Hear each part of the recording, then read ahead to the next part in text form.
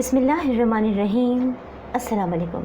आज हम बना रहे हैं कच्चे आम की चटनी।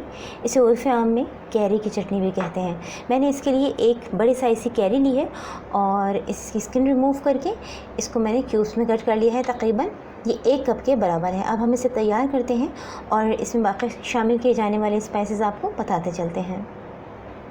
ब्लेंडर में सबसे पहले कैरी शामिल कर देंगे, साथ ही इसमें शामिल करेंगे आधी गट्ठी हरे धनिया की बारीक कटी हुई। चटनी बनाते हुए जब भी हरा धनिया शामिल करें तो उसको बारीक काट लें, क्योंकि अगर इसका जो शाखें हैं वो बड़ी बड़ी होंगी तो इसमें इसका टेक्सचर सारा ख़राब हो जाता है और धागा बहुत आता है इसके अंदर, इसलिए इसको बारीक बारीक कट करें। अब आधी गट्ठी ही पुदीने की, इसके सिर्फ हमें चाहिए पत्तियाँ। साथ ही इसमें शामिल कर देंगे 5 से 6 जवे लहसुन के, 5 से 6 हरी मिर्चें, इनको क्यूब्स में हमने कट कर लिया है छोटे छोटे। Homemade chaat masala powder 1 teaspoon, इसका लिंक आपको डिस्क्रिप्शन बॉक्स में मिल जाएगा। रेगुलर सॉल्ट बिल्कुल थोड़ा सा, क्योंकि चाट मसाला में भी नमक शामिल है, इसे बाद में चेक करके ऐड किया जा सकता है। सफ़ेद ज़ीरा 1 टीस्पून।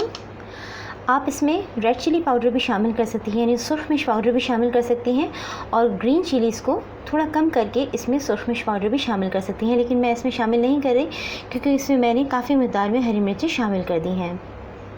अब हम इसमें थोड़ा थोड़ा पानी शामिल करते जाएंगे और इसे ब्लेंड करते जाएंगे।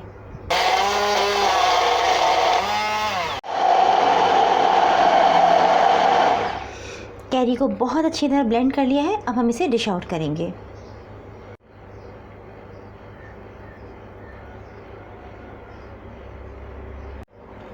चटखानेदार कच्चे आम की चटनी या कैरी की चटनी रेडी है। ये इस रेसिपी से बहुत ज़बरदस्त बनती है।